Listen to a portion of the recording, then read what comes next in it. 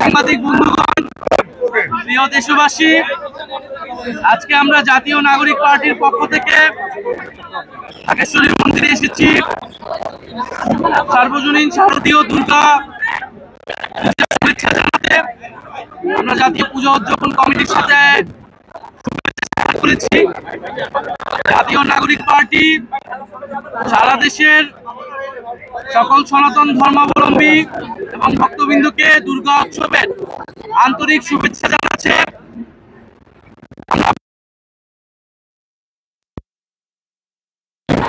যে সম্প্রীতি এবং অন্তর্ভুক্তিমূলক বাংলাদেশ গঠন করতে চেয়েছিলাম, সেই বাংলাদেশের লক্ষ্যকে সামনে রেখে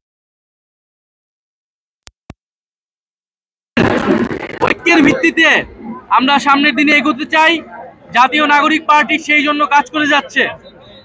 সারা দেশে যাতে নির্বিঘ্নে পূজা উদযাপিত হয়, সেই নিরাপত্তা যাতে নিশ্চিত করা হয়, সেজন্য সরকারের প্রতি আমাদের আহ্বান রয়েছে।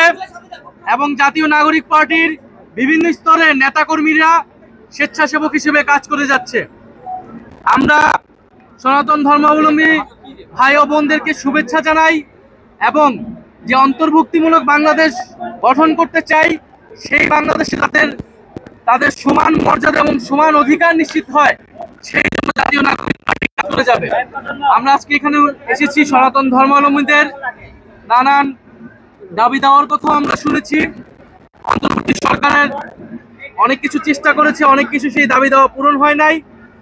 তাদের দাবি দেওয়া যাতে পূরণ করে নেওয়া হয়, আমাদেরও সেই আহ্বান থাকবে সরকারের প্রতি।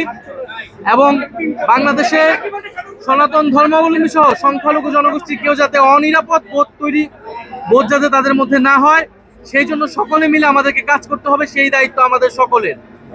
এবং জাতীয় নাগরিক পার্টি আগামী নির্বাচন এবং প্রার্থী নির্বাচনে অবশ্যই সকল ধর্মের এবং সম্প্রদায়ের অংশগ্রহণ নিশ্চিত করবে।